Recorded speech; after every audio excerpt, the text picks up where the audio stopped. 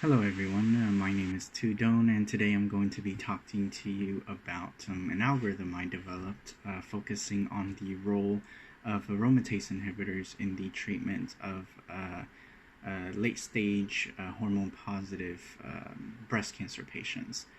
Now, aromatase inhibitors have a pretty niche role in the treatment of breast cancer, and they primarily are used in treatment of those who are at a smaller risk of blood clots, and therefore we would have to start by assessing whether or not the patient is premenopausal or postmenopausal.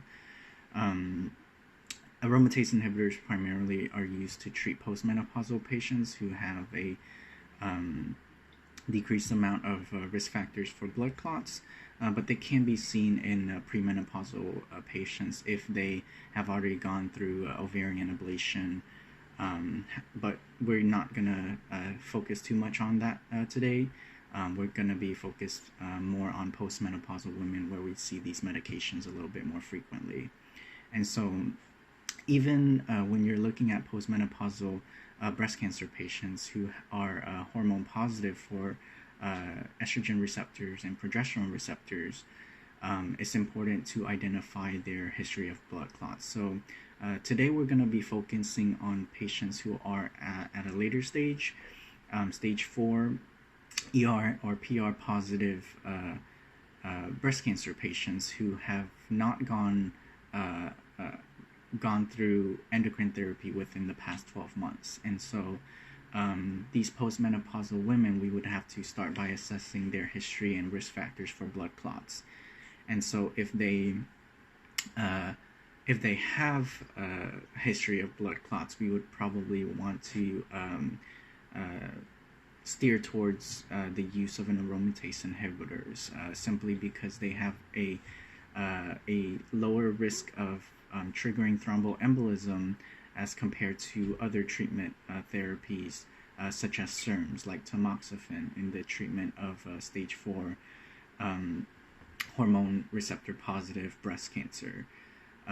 However, beyond just the history of blood clots that determines whether a SERM or an aromatase inhibitors can be used, they're often used in combination with other treatment, and so you have to look at the patient's HER2 gene status. And so if patients do not have the HER2 gene, one can the patient can be put on an aromatase inhibitor and combine that with CDK4/6, and they can be used with or without chemotherapy. If, however, the patient do have the HER2 gene, it's important to also add trastuzumab or lapatinib along with the aromatase inhibitors. And so I'm gonna go through the evidence that I found for some of these combinations. And so first off, a little bit of background of aromatase inhibitors. Now, aromatase are enzymes expressed in various tissues, including adipose tissue, but they're especially prevalent in tumor tissues. Now, aromatase are enzymes that convert testosterone to estradiol and androstenedione to estrogens, and these N factors tend to contribute to tumor progression. And so aromatase inhibitors are essentially agents that have been developed to prevent these conversions and prevent the tumor progression. There are two different types of aromatase inhibitors, steroidal and non-steroidal. We won't get into too much of the differences in terms of treatment today, but essentially exemestane is an example of a steroidal aromatase inhibitors, and these act specifically as a suicide inhibitor to irreversibly inactivate aromatase enzymes, as opposed to the non-steroidal, which includes anastrozole, letrozole, and a less commonly used vorazole. Now, these are reversibly binding heme groups on cytochrome P450, and so there are a little bit of drug interactions there, but we'll talk a little bit more about that. There are benefits and risks when they're being put on these medications, and things that I mentioned earlier, things like risk factors of clots, so history of clots, and as well being premenopausal or postmenopausal, really depends on whether or not the patient will be put on a SERM, such as tamoxifen, or an aromatase inhibitor like the ones that we just discussed. Now, the reason aromatase inhibitors can be used in patients with a history of clots is because aromatase inhibitors do not increase the risk of venous thromboembolism as much as SERMs like tamoxifen. And so that's one of the benefits that can be used in those specific patients. However, a downside to aromatase inhibitors is that they do not maintain bone density for the patient as well, the way that tamoxifen does, and so that's one of its disadvantages. In addition, patients on aromatase inhibitors can actually experience a lot of hot flashes as well, just one of the side effects there. Now, I'm going to be going over some evidence that I found to kind of support the use of combination therapy in those with different risk factors and status. And so first we're going to be focusing on hormone positive, HER2 negative stage 4 breast cancer patients. So that's the bottom right hand corner of the flow chart of the algorithm. So if you can turn your attention there, in postmenopausal women, the combination of aromatase inhibitors along with CDK4/6 inhibitors have actually shown improved progression-free survival compared to those on aromatase inhibitors alone. And so there were a variety of studies showing that postmenopausal women with metastatic HR hormone receptor positive, even without HER2 genes, patients with these types of breast cancer have been randomized to letrozole along with things like palbociclib and ribociclib, and combination therapy have been shown to consistently outperform letrozole monotherapy. So letrozole is your aromatase inhibitors, whereas palbociclib or ribociclib, these are your CDK4/6 inhibitors. And so the combination of those have shown to be better than monotherapy of the aromatase inhibitors alone.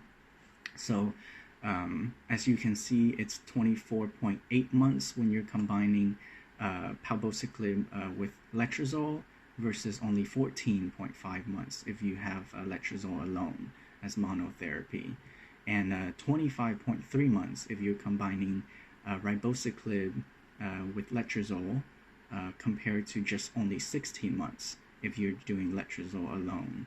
And so, as you can see, it's significantly higher in progression-free survival in those on combination therapy. One downside is the adverse effects. As we know, with a lot of oncology agents, it's serious adverse events happen quite often, especially if you're combining a multitude of cytotoxic agents.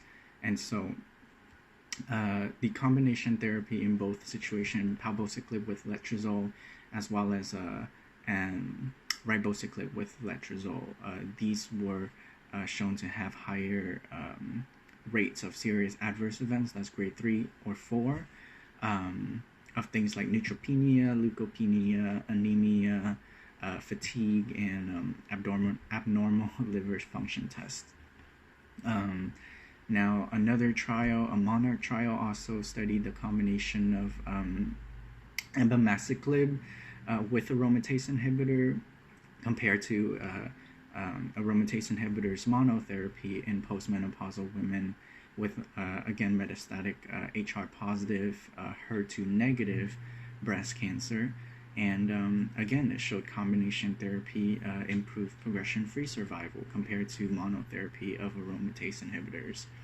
And so, essentially, even though patients do not have the HER2 gene, the combination therapy along with aromatase inhibitors significantly improve patients' progression-free survival time.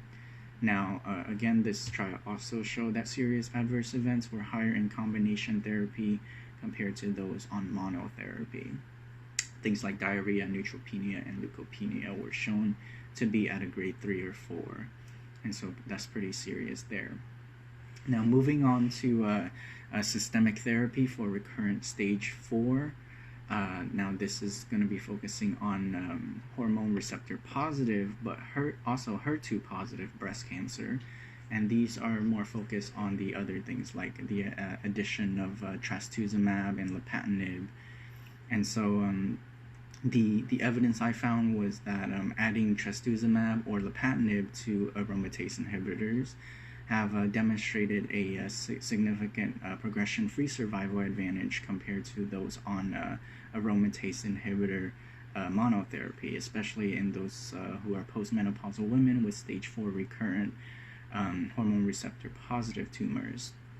Now, there were a few trials showing these or supporting these claims. The tandem trial showed that between patients who were on a combination trastuzumab or lapatinib with the aromatase inhibitor anastrozole were having better outcome than those who were on anastrozole alone. And so again, it shows that combination therapy is superior. However, it does come with higher rates of all-grade toxicity, such as fatigue, diarrhea, vomiting, and pyrexia. But this one, interestingly, showed that serious toxicity were pretty rare in both of these treatment arms, the monotherapy and the combination therapy. Now, another trial was the Electra trial. This one was a little bit smaller, also looking at HER2 positive, HR positive patients. And these were comparing patients on trastuzumab with letrozole compared to those on letrozole alone. So again, combination therapy show a 14.1 month progression-free survival versus only a 3.3 months progression-free survival in the monotherapy. And then there was another phase 3 trial showing patatinib and letrozole compared to letrozole alone. That was 8.2 months in the combo therapy and 3 months in the monotherapy, with consistent toxicity higher in the combination therapy group when it comes to serious adverse events, stage 3 or 4 toxicities. The Pertain trial and the alternative trial, these also show similar things, showing that postmenopausal women with HR positive and HER2 positive tumors on combination therapy that included pertuzumab, trastuzumab, and an aromatase inhibitor had better outcome when it comes to progression-free survival compared to those taking just trastuzumab alone. With the aromatase inhibitor, essentially saying a triple therapy is better than a double therapy with just trastuzumab and the AI. So yeah, the Pertain trial and the alternative trial was just showing that. However, actually, yeah, the adverse events were consistent, showing that serious adverse events were a lot more common in triple therapy than those in only trastuzumab and aromatase inhibitors. So those were some of the evidence that I found where it's just consistently showing that combination therapy with patients with postmenopausal patients who have positive hormone receptors as well as HER2 gene or without HER2 gene consistently do better if you put them on an aromatase inhibitor along with an additional therapy. That's if they're having if they have a history of blood clots. And so that's pretty much my algorithm. Thank you so much for tuning in. Please let me know if you have any questions for me, and I hope you guys are continuing to stay safe. Bye bye.